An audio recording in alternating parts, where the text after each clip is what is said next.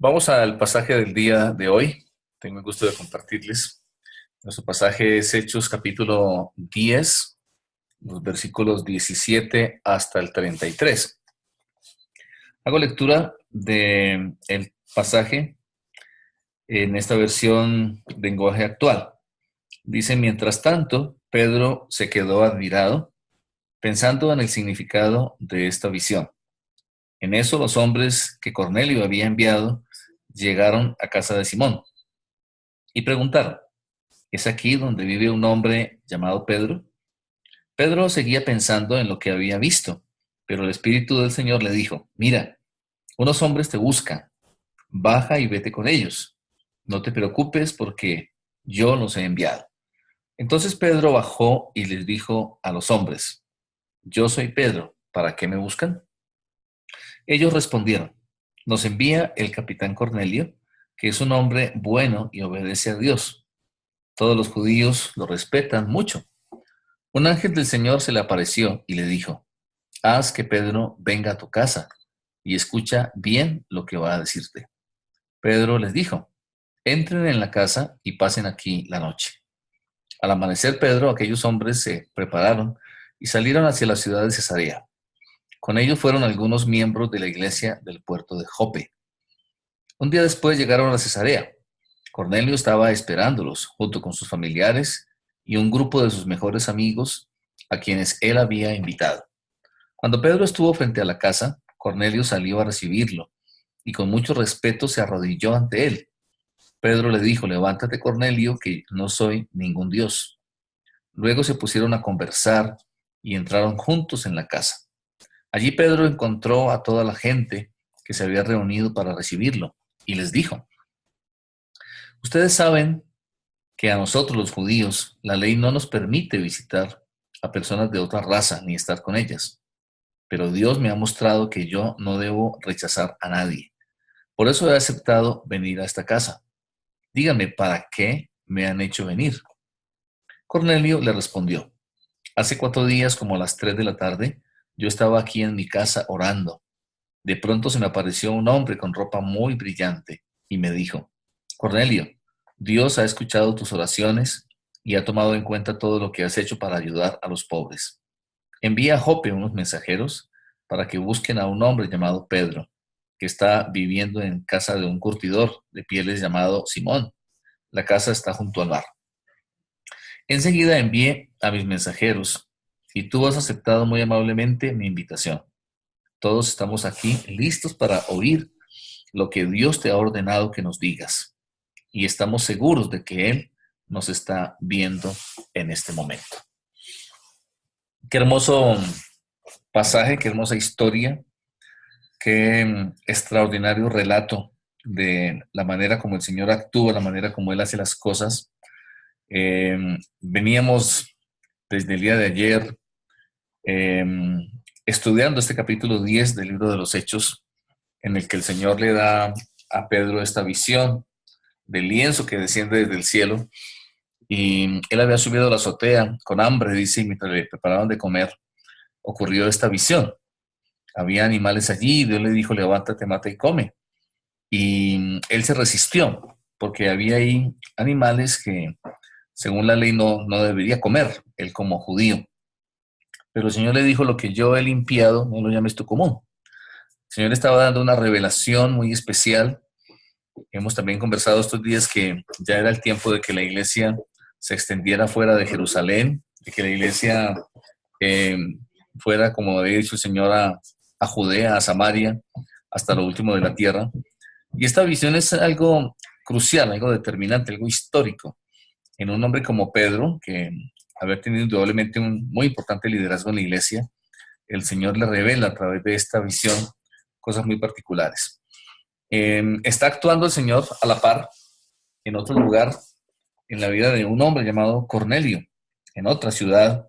Y pues Cornelio era un hombre que no era judío, era un romano, era un hombre importante, era un soldado, un capitán, un centurión.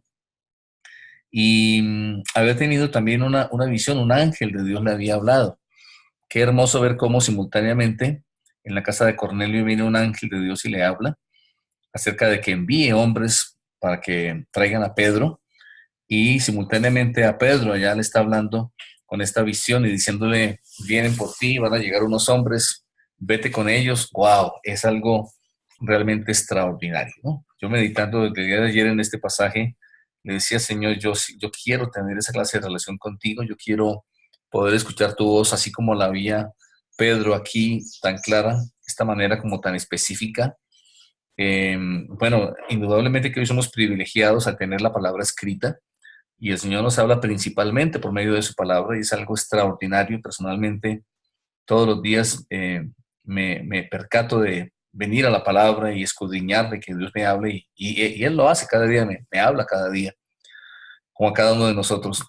Pero también pienso yo que el Espíritu Santo, indudablemente que está en nosotros, está con nosotros, como lo hizo con Pedro aquí, quiere hablarnos de esta forma, de una forma directa, de una forma personal, de una forma específica, ¿por qué no decir audible?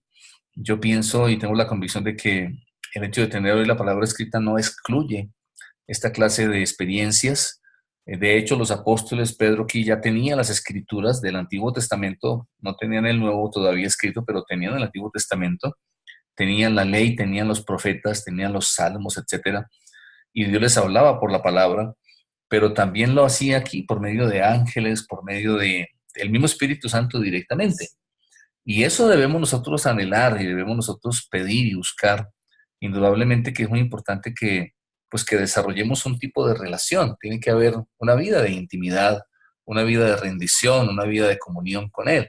Si somos creyentes con poca oración, somos creyentes que no le obedecemos cuando nos habla, o que estamos tal vez cerrados. Yo creo que para mí la lección más importante de este texto es cómo el Señor vino y rompió cantidad de esquemas mentales que Pedro tenía. Creo que de las cosas que a veces nos obstaculiza tener experiencias nuevas, diferentes, sobrenaturales, es que nuestra mente se cierra. Estamos llenos de paradigmas y llenos de esquemas mentales, por creencias, por tradiciones, por cantidad de cosas, aún por conceptos doctrinales muchas veces. Y entonces no estemos abiertos, o de hecho muchas veces inclusive de plano, cerrándonos, por ejemplo, a esto. ¿Dios puede hablarnos así? Claro que sí. ¿Dios quiere hacerlo? Claro que sí. Necesitamos que lo haga, indudablemente, que nos pueda hablar acerca de esas decisiones, acerca de esos pasos, de esas cosas que Él quiere que hagamos, de lo que Él quiere que suceda en su obra, a dónde ir, lugares específicos, con quién hablar, personas específicas, qué decir específicamente. Él quiere hacerlo. Y qué diferente nuestra vida y nuestro ministerio en esta dimensión. Entonces, resaltar en primer lugar eso. Eh, yo comparo esto a la experiencia de Saulo. Saulo necesitó una experiencia dramática y sobrenatural en el camino de Damasco, y todos sus esquemas, creencias, tradición, cayeron por el piso cuando aquel a quien él perseguía, el Señor Jesús, en una luz resplandeciente le apareció y lo tumbó del caballo y le habló en forma audible y le dijo, ¿por qué me persigues? Y respondió a sus preguntas y le dijo que él era escogido. Asimismo, acá Pedro tiene otra experiencia dramática, ¿verdad? Pedro tuvo que, respecto a su modo de pensar básico, tuvo que reevaluar todo eso, ¿verdad? Acerca de la obra. Él siempre había creído, y como judío, aunque era ya un creyente apóstol de Jesucristo, pues su mente estaba enfocada y centrada en el desarrollo de la obra de Dios por medio de Israel. La historia, la ley, los sacrificios, las costumbres, como que lo tenían enmarcado, su mente estaba encasillada, y eso nos puede pasar y caemos en lo que yo llamo el enfoque habitual. Tenemos una misma manera de ver las cosas, una misma manera de hacer las cosas y no nos queremos salir de ahí. Y Dios muchas veces necesita venir, romper todo eso y que reevaluemos y rectificar. Entonces él tuvo que rectificar sus normas hasta ese momento. Para él eran sagradas, eran simplemente inalterables, pero el Señor vino y le mostró de manera revelacional. Bueno, ¿qué hizo Pedro? Es de resaltar que Pedro obedeció. Eso es muy importante y yo creo que Dios nos seguirá hablando y lo hará cada vez de una manera más frecuente y más clara en la medida que lo escuchemos y lo obedezcamos. Lo primero que él hizo, que rompía sus tradiciones, fue hospedar a los gentiles que vinieron por él. No hospedaba normalmente en esa forma un judío. Él los alojó, empezó a romper las costumbres y hubo entonces una actitud de obediencia a lo revelado por Dios. Eso lo hizo ponerse en camino con estos tres hombres. El día siguiente caminaron hacia Cesarea, donde estaba Cornelio. Fueron 48 kilómetros y él fue a obedecer la voz de Dios. Todavía él no tenía muy claro lo que Dios quería que hiciera. Vemos que al llegar donde Cornelio le pregunta, ¿por qué me mandaron a llamar? 2 veces. Y aun cuando tuvo que Cornelio contarle la historia de lo que ocurrió con el ángel que le habló. Entonces, me acordaba yo de cuando Dios llamó el Señor a Abraham y le dijo, sal de tu tierra, de tu parentela, a la tierra que te mostraré. Y Abraham tuvo que salir de su casa, salir de sus costumbres, salir de su sistema de vida, desacomodarse, romper con muchas cosas y salir a una aventura con muchas cosas inesperadas y desconocidas. Y así es la obra de Dios, y así es seguir al Señor. Es una aventura, y es de las cosas que a mí me parece personalmente apasionante, que es salir a cosas nuevas, a cosas que muchas veces no nos imaginamos, y Dios normalmente no nos muestra la historia completa. A Abraham le dijo, a la tierra que te mostraré, y él tuvo que salir, y luego Dios le mostró cuál era la tierra y cuál era el plan. Aquí igual Pedro le dice, ve con ellos, síguelos, y porque yo los envié, pero él no tenía muy claro exactamente lo que tenía que hacer, y fue sorprendido. Mañana veremos cuando en la casa de Cornelio derramado el Espíritu Santo, él fue el primer sorprendido. Él no se imaginaba, él no se esperaba lo que estaba sucediendo, y eso quiere el Señor, ¿verdad? Sorprendernos con sus planes, que podamos vivir en esa aventura extraordinaria de vivir esos planes de Dios, estos propósitos de Dios, donde Él viene y rompe los esquemas, irrumpe en la historia nuestra, irrumpe en la historia de nuestro país, del mundo entero, trayendo grandes cambios. Grandes cambios quiere Dios hacer, y es tiempo de grandes cambios en nuestra vida, en nuestro camino, en nuestras congregaciones, en nuestras ciudades, de lo que Dios quiere que hagamos. Entonces, hijos de Dios, que nuestra mente esté abierta a todo esto, ¿verdad? Allá llegó a la casa de Cornelio, del otro lado, mucho que aprender también de este hombre llamado Cornelio. Pensemos que Cornelio era un hombre muy importante. Cornelio era un capitán, un centurión romano. Era un hombre que estaba acostumbrado a que le obedecieran. Los romanos veían a los judíos como inferiores, veían a Judea como una provincia insignificante, pero Cornelio era un hombre que buscaba a Dios. Y qué diferente la actitud de una persona que busca a Dios. Cuando llega Pedro, pues inclusive se arrodilló. Pedro tuvo que decirle, no, no me adores, yo no soy Dios, porque Cornelio literalmente se arrodilló. Qué escena tan increíble.